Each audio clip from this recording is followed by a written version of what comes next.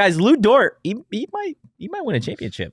He might win a championship. I mean, he might. That's not crazy to say. He might. Yeah, it's not crazy to say, bit. but it's almost crazy to say. Is it almost crazy to say? It's technically possible, but it's still very early in the playoffs. But OKC's a great team. They are dominating their way to the playoffs last night. They look really good. I don't think anybody's beating Minnesota. Really? I don't think so. So you think in the West?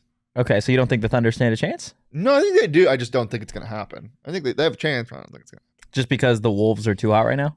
They're too good. Oh, I should have known. You're wearing a Wolf shirt team. today. I did place a future on BetMGM after the Sun series for them to win the title at plus like 1,600.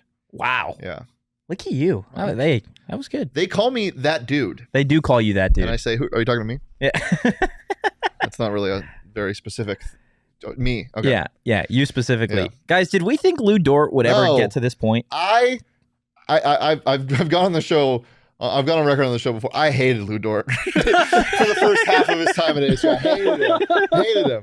And now I'm like, he's like one of my favorite players to watch in the NBA. Yeah.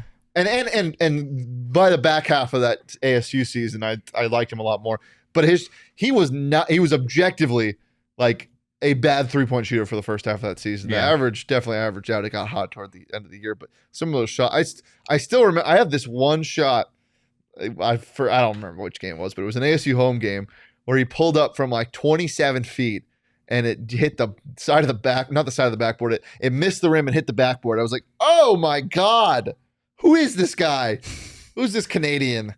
But then he started playing really good defense and bodying people. And he, something I talk about a lot on the show, he started to star in his role. And, his role didn't have to be this guy who produced ASU's offense, even though sometimes it needed to be in that season, but it didn't have to be all the time.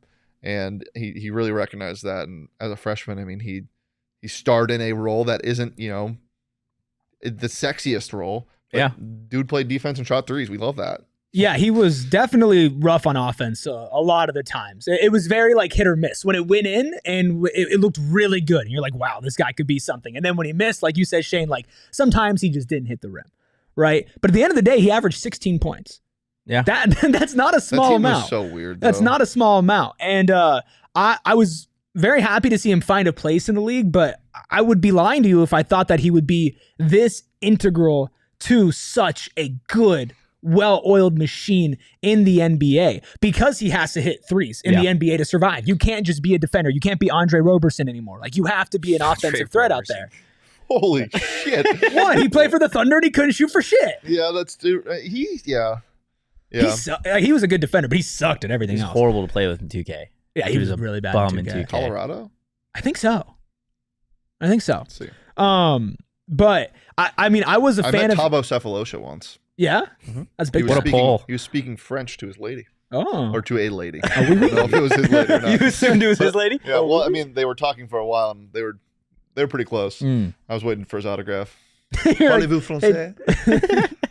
He just puts his hand out. He's like, not now. It's wild to think that Lou has gotten to this point, right, where he is Colorado, one of the best defenders in the league. He's gotten paid. He's, one of the best Sun Devils, I feel like, to ever play in the NBA. And I think he's got a legit shot to potentially win a championship pretty early in his NBA career. It's I feel like the perfect model for ASU players now, right? Because you don't see a whole lot of ASU superstars the way that James Harden was. And Eric, we talked about it on the audio only episode this past week, right? Of some of the higher rated recruits coming to ASU don't necessarily translate even at this level, let alone to the pros. You've got to kind of find your role. And Lou Dort did a perfect job, like you said, Shane, of finding his role and starring in it and being better than anybody else at what he does. Now he's going to put you in the torture chamber. Yeah. You're going to be in hell. What the coach say? Minutes. The coach said something about it. I think he was asked like pre-game one about the defensive game plan for Luka Doncic. And he was just like, I just got to make sure Dort's on time. That's it. Dude, Doncic got put in hell last night. Yeah.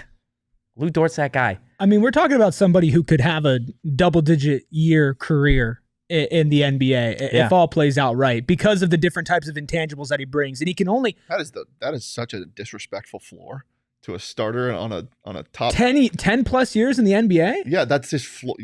I'm saying we're looking What at would somebody you who say can his play floor? 10. No, sorry, not floor, but you said you're talking about a guy who could have a 10 plus year. Yeah, I mean that's a really long career. A decade in the NBA is Yeah, a I long know, time. And I'm saying for right now, that's not saying a lot. But if you went into somebody who was undrafted going into that season, signed a two-way contract with a team, and now he's coming in and he can have a 10-year career in the NBA. I thought you were talking about right now. No. If you're talking about it right when he left ASU, for sure. Like right now, you're looking at it somebody who is incredible on defense, locking up some of the best in the league, serviceable enough on offense that he cannot be left alone. And we've seen a lot of guys as they get older just become better shooters. Yeah. And that's somebody that any NBA team would want. If you went and said, hey, would you like a Lou Dort on your NBA team? Every single one would sign up, even for the price that he is right now, because it's not extraordinary. It's a good bag for a guy like Lou Dort, who came into the league the way he did, but he's not like getting crazy max money. Right? I want him on the Suns so bad. Oh, he'd be great. Dude, the Suns could so use a guy like Lou Dort. Are you kidding me? That would be absolutely incredible for a team that doesn't play any defense, or didn't, I guess. Season's over. RIP. That's tough. Guys, again, hit that like button, hit the subscribe button.